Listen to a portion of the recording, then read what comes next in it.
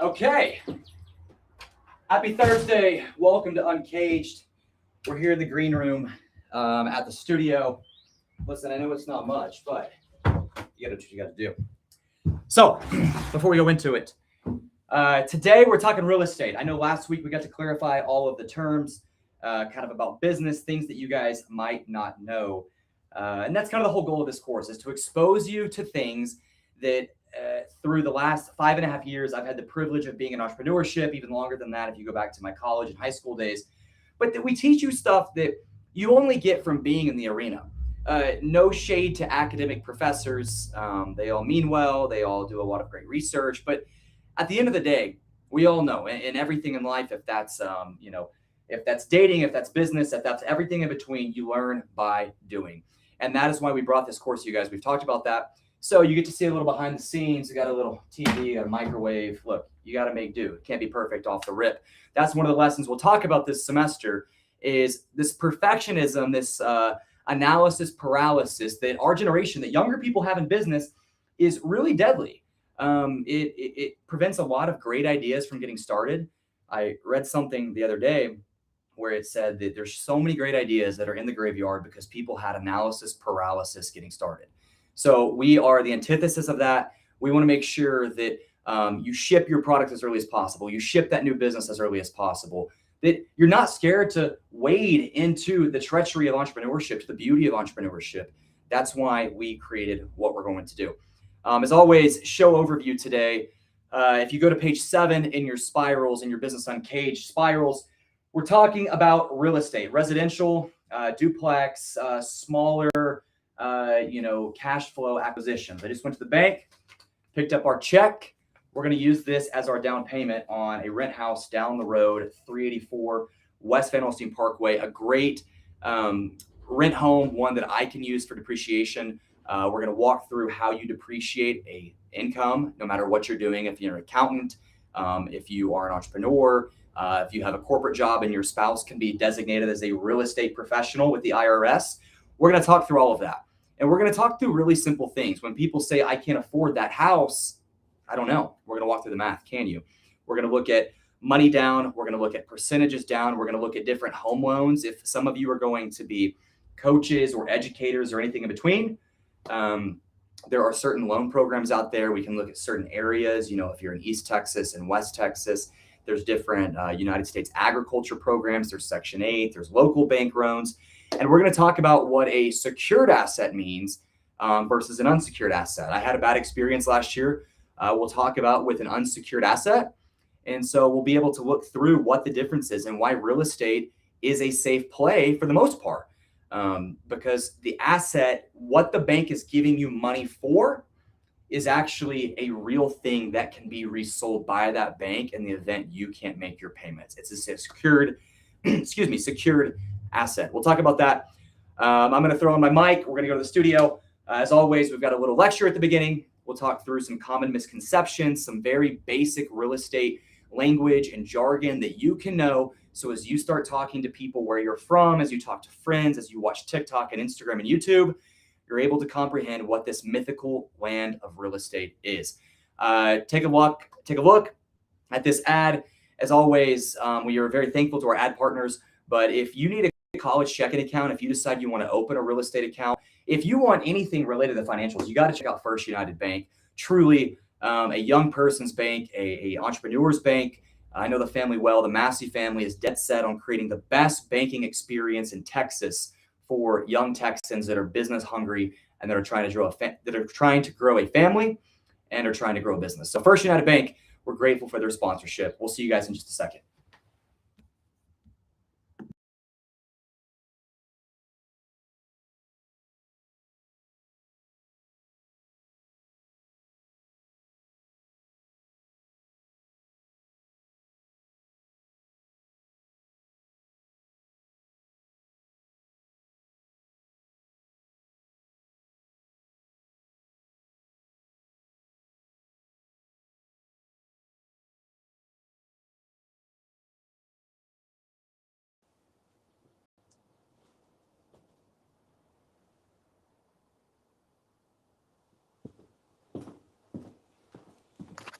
Okay, well, hopefully our little green room introduction got you warmed up for what we're talking about today. Real estate. Real estate has blessed many people in my life tremendously. I actually grew up in a family business that was construction and real estate in North Texas. So I've been around real estate. I've poured a lot of concrete pads. I've done a lot of summer jobs developing real estate. I would help my parents lease real estate. And then I actually own some of my own. Now, the studio we're in here, I'll give you guys a tour another time because this goes back to that analysis paralysis. I promise you, what you see right now is not what you're seeing behind the camera. It's kind of funny what you can do with some good lighting and a good production team. But this house we actually acquired last year. It was a great deal, for sale by owner, put some money down, got good financing. And, we use the revenue we make from Business Uncaged to pay down our real estate debt and gain equity in this. So real estate, you guys have heard about this. If your parents are telling you you need to buy real estate, you need to have home equity, you need to stop renting, you need to actually, get some equity in your home, or you need to buy a rental property. If many of you are, the school of Grant Cardone or all these YouTube people, real estate is preached tremendously on socials. It has been for the last decade or so. Now, a lot of these people are trying to raise money from you. They're trying to get you to invest in their funds. They want to sell you a course and the whole 9 yards. We're young people. We know how these internet marketers work. But by and large, their message is kind of true. Real estate is one of the oldest assets in the country. It goes back to common law in Britain. What makes America so special, and a lot of people don't know this, is that in America, it's one of the very few countries in the world where you actually can own a sliver of the ground, of the dirt, where your blood is in the soil. That's a legal concept. Having gone to law school, it was really interesting to study in property law, to study how in America you can own the dirt of the country. You look at countries like Singapore and even some of the way the laws are in Europe, you kind of lease real estate from the government. You never really own it. And the select few that do have the privilege of owning it, that's where these kings and queens and monarchs and everything come from, because they always have capture of the land, of the resources. That's what makes America so special from a real estate and a property law point of view. Real estate was first able to be loaned in the 1700s with land speculators coming over from Europe. Banks would lend against that land. They would file documents in the county courthouses called liens. That's in your definitions for today. They would file liens where they said, if you don't make these payments, we get the land back. So if you look at the other definition below it on Business Uncaged terms to know today, you look at secured asset. Now, we just talked about that in the green room before we went live. But a secured asset is where a bank, an investment fund, a private individual gives you money because there is something of inherent value on the back end of that. There's land, there's oil, there's metals, there's a watch, there's a car. There's an actual asset that can be transacted in the event you, as the borrower, do not make your payments to the lender, a bank, an individual, an investment fund, whoever that may be. Now, secured asset lending, what they're trying to protect here is the difference in fluctuation on prices. We'll look at this on the whiteboard in a second before we get into the second half of class. But if the market is hot in one town right now, let's say that a house is worth $500,000. The bank's sole goal is to say, okay, even in a down market, what can I sell that house for? Now, let's say it's a hot market right now. In a down market, when the market's not hot, Say the bank can sell that house for $420,000. What the bank is looking for on that down payment is they're looking for the difference between what you have to buy that at and what they know that inherent asset value is forever, no matter which day. If you call in 10 years, you call next year, you call today, you call in 5 seconds, they know the amount of money they can extract out of that asset to get their money back if the loan goes bad. That's what a bank's trying to do. Now, sometimes if you look at the word appraisal in your Business Uncaged definition, appraisals are a set property value that an independent party, a county, they attach a number and they say that's what it's worth. So if you look at the appraisal, banks are often going to even lower your down payment because the appraisal came back so high and they're like, whoa, whoa, whoa. In the case that John, or in the case that Sarah defaults on that bank payment, we know we can get that much money for this. So we don't even need them to put that much down. And sometimes that happens. That's happened several times with me and getting good real estate deals where you don't have to put tons of money down. So as we walk through the life cycle of real estate, the first thing that matters is the property appraisal. That's going to determine how much the bank needs you to put down. If that's 0%, 5%, 15%, 20%, it's rarely above 20% because you rarely have market fluctuations that take real estate, sub the current value, sub 20% of that value. So in that 500,000 example, it's rare a bank would ever make you put more than, $100,000 down because it's probably not, maybe very, very, very rarely, but it's probably not going to dip below that $400,000 price point. So the nice thing is you can use leverage. Look at your Business Uncaged definitions. You guys have taken finance classes and accounting classes. Leverage is when you use someone else's money that you don't currently have to go acquire an asset, to go acquire a business ahead of schedule. For you to save up the money to buy that rent house, it would take you X amount of years as you save up that, hard-earned money from being an accountant, from being a nurse, from being a teacher. But leverage is when you get to go out, get money from someone else to acquire something right now that you wouldn't be able to unless you saved for years. So with banking and real estate, you're going out to get leverage on that asset to purchase that asset that you couldn't afford right now unless you got leverage from someone else. That's essentially how it works. Now, what's important about real estate, and this is a point I'm very passionate about, and I hope you guys comprehend this when I say this, is with business, people treat real estate and business, think of a donut shop. People treat those as two separate things. It's like real estate and running a business are not the same thing. Whoa, whoa, whoa. They are. This is what I've realized. When you look at getting a renter, those contracts are often a year, 2 years, 3 years. A lot of you in apartment complexes and your universities, your law schools, wherever you're at watching Business Uncaged, you have a contract for where you're living, for renting. And those contracts are long-term customers, essentially.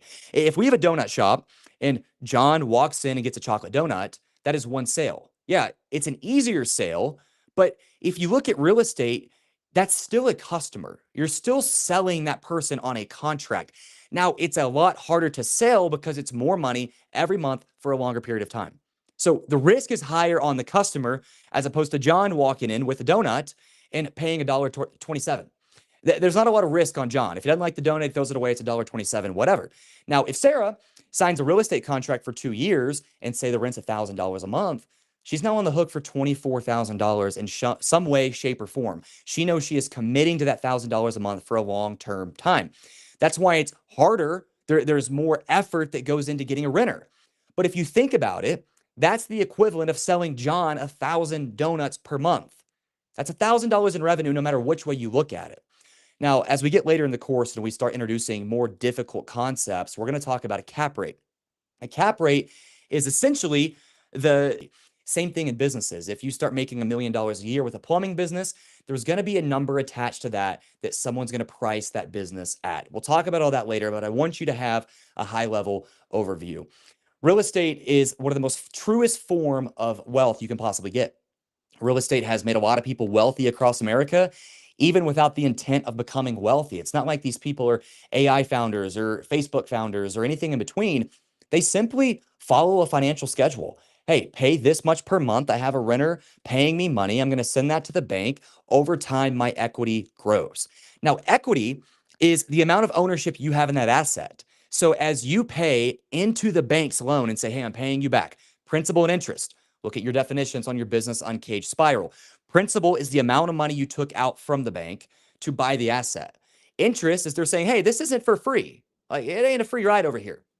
So the interest is the percentage, and you guys have done interest on concert tickets. We're a young generation. We've done stupid things. You've done interest on cars if you've bought in a car. Interest is a price you pay for using that leverage we talked about. So they're going to throw an interest rate on there. You're going to have interest payments every month, a principal payment every month to pay back that total amount. And that is your debt payment.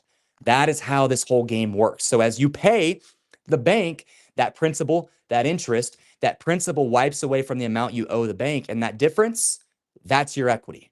When you hear these real estate course sellers, you hear your parents telling you, you need equity in a home. That's what they're talking about. They're talking about the amount that you are scaling back from the bank as you pay off that debt. That's your equity. Now, the beautiful part about real estate too is that as the appreciation, if you look at your definitions, appreciation, we'll talk a lot about this later, but the appreciation is the amount the property goes up. So theoretically, your equity can increase faster than the debt is paid off. Your equity is always going to be that difference in how much you owe the bank as you gain ground, and as you climb that mountain of paying them back. But more than anything, if the property appreciates and goes up in value, you're going to gain that upside because there's a certain amount you owe the bank. They don't get any more than that. So once the property appreciates north of that amount you owe the bank, that's where real high-end equity, high churning, high growing equity comes in. And that's a lot of times when people will list these rent houses to sell them on the market to capture that equity, and that's where they get cash back out. So as we transition our scene here to the whiteboard and go through the Business Uncaged lesson of the day, light up the chat. Let me know any questions you have. And as always, we'll have those chat questions answered before we go purchase this rent house live on Business Uncaged. See you guys in 1 second.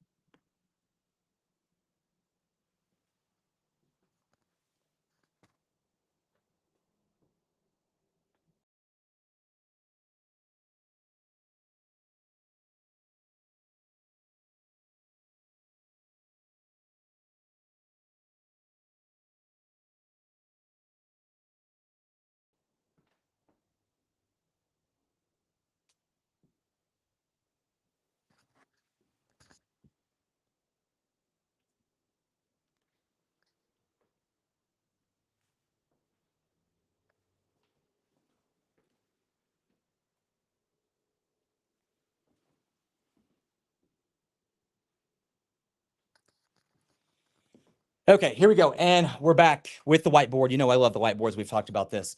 Okay, we're in real estate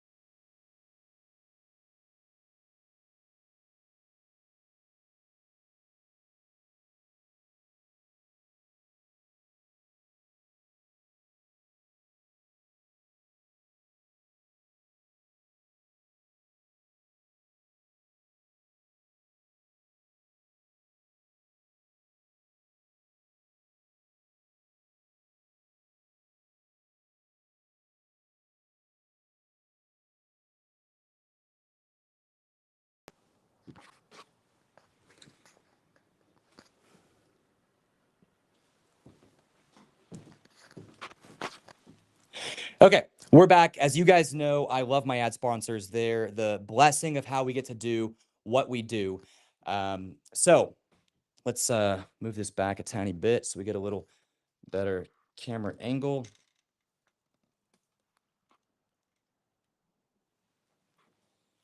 All right. So Champions Real Estate School is an amazing real estate school where you guys can get your real estate agent license and eventually your broker's license. So I highly recommend Champions Real Estate School. If you use the code Business Uncaged, you get 20% off of any real estate agency course you take. We're grateful to them and we're grateful for their championship, no pun intended, of the real estate industry in Texas.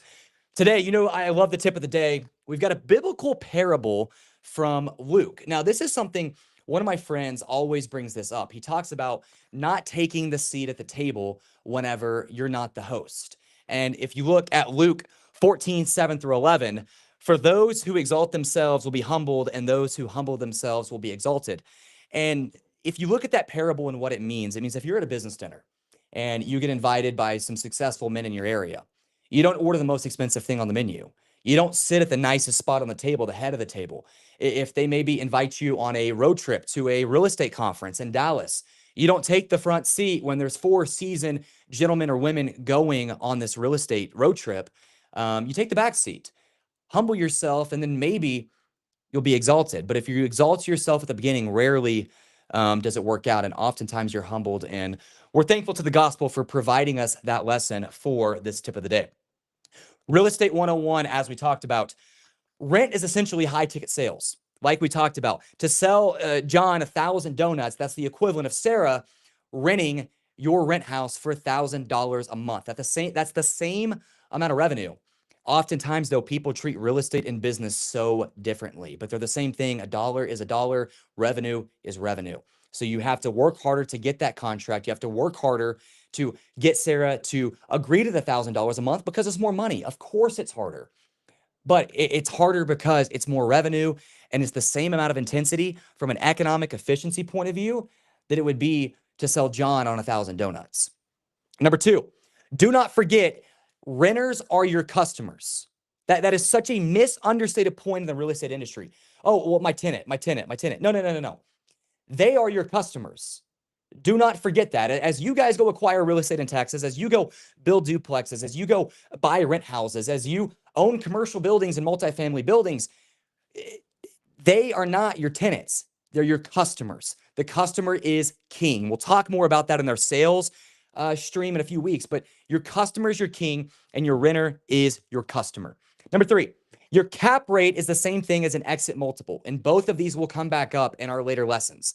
But your cap rate is your exit multiple. The percentage you're getting on that real estate, on the percentage that you're valuing that rent cash flow at, is going to be the same thing that you value your profit of a service-based business at. You got to remember that. And then in real estate, we have our monthly line items, and we're going to walk through these in a second on a financial model. We've got property taxes. Now, that's going to be a yearly bill that's split by 12. That's how you're going to show how much it costs per month. You're going to have insurance. Once again, that's often a yearly bill. We're going to split that by 12. That's the cost per month. We've got maintenance. That's going to be a monthly fee. Lawn mowing, if any appliances go wrong. If squirrels are running through the roof, I've got stories on that.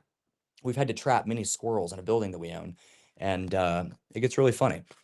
And P&I at the bank, we talked about that, your principal and your interest. That's going to be a monthly expense if you choose to take, what's the word? Starts with an L, leverage. If you choose to take leverage, you're going to have a principal and interest, one payment to the bank. Number 5, you're going to have leasing costs. Are you subscribing to Zillow? Are you running social media ads? Are you paying local influencers to post ads to lease your space? All of that is going to be cost in real estate. We're going to look at a financial model in a second for 384 West Van Alstyne Parkway. That is what we're going to be acquiring today. I'm excited. I've been looking at this asset for a while and ultimately wanted to save it for you guys to be able to see how you acquire real estate. How you acquire real estate on the real streets of America. So we switch up these camera angles here.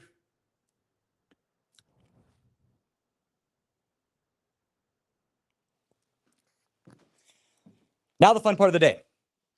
384 West Van Alstyne Parkway. This is an amazing asset right on the main road in Van Alstyne, Texas, a town that I own numerous properties in, the town that I grew up in and went to high school in. Probably shouldn't bring my name up because I probably have embarrassing stories. So if you ever hear, don't ask about me. 384 West Van Alstyne Parkway, an amazing 2-bed, 1-bath rent house. The property is going to appreciate. This town is one of the hottest towns in the nation. The property is going to appreciate. We're going to talk more about appreciation at a later date, but we're going to be able to get equity out early from this property likely because of the depreciation, but also with the amount we're paying the bank every month with principal and interest.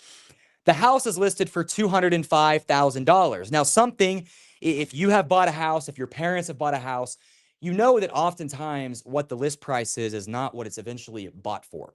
So today, we are going to call the real estate agent, and I have to put some production into this show. So they know I'm going to call, but we're going to show you how it goes. They have actually already accepted the $195,000 offer. We're going to call them so you guys could see how it goes. So it is slightly staged, but we're going to call him, and we're going to offer the amount so you can see, what his justification is with that.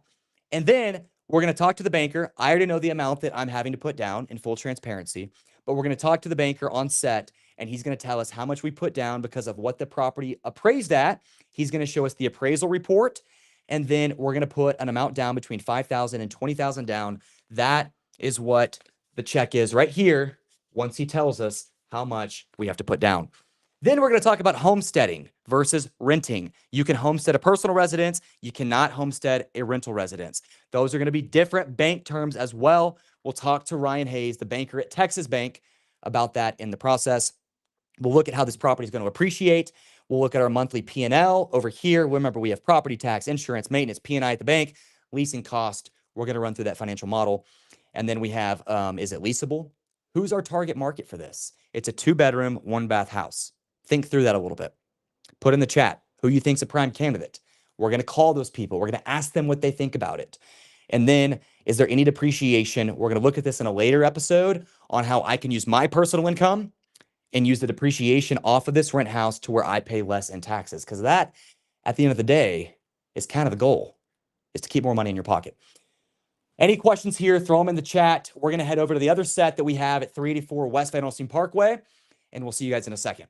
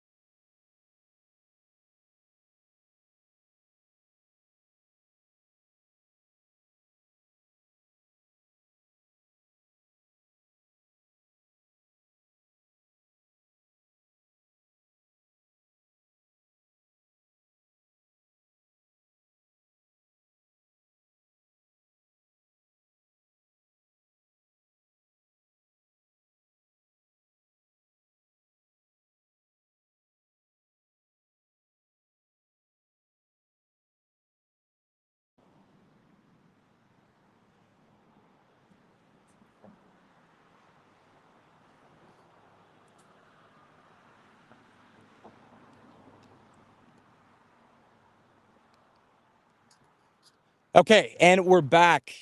We're at 384 West Van Alstyne Parkway. We're about to be joined by Ryan Hayes. He is the president here at Texas Bank in Van Alstyne, Texas. Ryan's going to tell us what this property appreciated for, and then Ryan's going to tell us how much we're going to have to put down to acquire this property. Now, Jeff Scher, local guy, is the real estate agent. We're going to call Jeff here in a second, live on camera, and Jeff's going to tell us the offer he took. Full transparency, it's $195,000. That's the offer Jeff took, and Jeff's going to walk us through why he took that in comparison to market rates, why his client felt like that was a good rate, and then we're going to walk through how much this check of my actual money, I'd like you guys to know that no one in academia has ever done that. I'm not in academia. We're in capitalism. We just like to show what we do every day on Business Uncaged.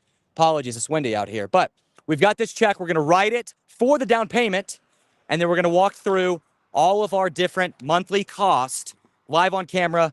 Ryan Hayes is pulling up right now, and then we'll talk through 384 West Van Alstyne Parkway and how we can make money on this. We're going to put our cold hard cash down, and then throughout the semester, we'll have segments where I'm attempting to lease it. You'll hear those phone calls, and then we'll eventually get it leased. We'll get this to be a nice cash flowing asset, an asset that appreciates, and then you guys will be able to go rinse and repeat the exact same strategy in towns across Texas.